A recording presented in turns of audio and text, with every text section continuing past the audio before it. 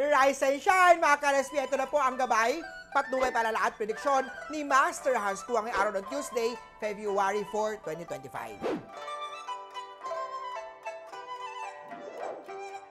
Para sa mga pinanganak ng Year of the Rat, maging magaang ang love life ngayong araw, maging positive at yakapin ang mga magagandang bagay sa paligid. Orange at ng swerte kay Year of the Rat. Kay Ox naman tayo magkakaroon ka ng maraming opportunities dahil sa pagiging resourceful mo. Mag-ingat lang sa pagtanggap ng trabaho ng sabay-sabay kung hindi ito kayang tapusin. Pink at 9 ang swerte kay Year of the Ox. Kay Tiger naman na ang buwan ng pagmamahal ay magdadala ng kasiyahan at pagtutulungan. Patuloy na magbigay at tanggapin ang pag-ibig. Brown at 3 ang swerte kay Year of the Tiger. Kay Rabbit naman na ang isang maliit na effort ay kaya magdala ng malaking resulta. Kaya work smarter, not harder. Purple at 9 ang swerte kay Year of the Rabbit.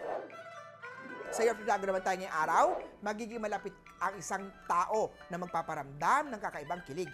Iwasan kung committed ka na, go naman kung ikaw'y single pa. Blue at 7 ang swerte kay Year of the Dragon. Kay of the Snake naman tayo, ang pagiging honest sa iyong kasamahan ay magdadala ng trust at harmony. Ingatan lang araw ngayong araw ang alitan upang maiwasan ang hindi pagkakaunawaan. Green at 2 ang swerte kay Year of the Snake.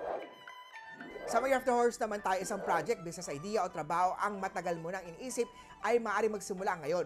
Maging productive at maging hands-on. Red at 5 ang swerte kay Year of the Horsey. Kay Goat naman tayo, ang pagiging open sa feedback ay magpapabuti ng iyong performance. Huwag damdamin kung negative ang mga yan. White at 4 kay Year of the Goat.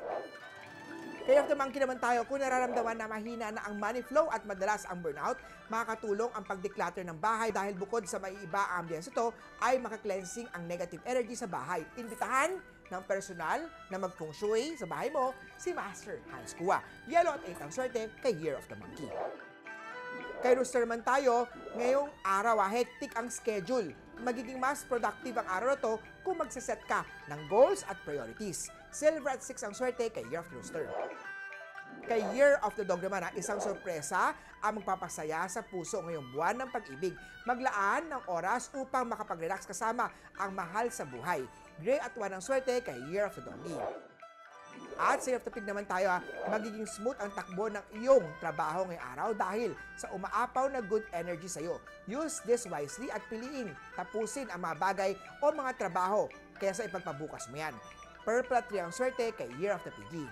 Muli po, ito po yung mga gabay, patnubay, palala at prediksyon lamang ni Master Hans Kua. Nasa inyong mga kamay nasa lalay ang inyong mga tagumpay. Kaya always be positive at i-claim ang mga swerte, mga ka-RSP.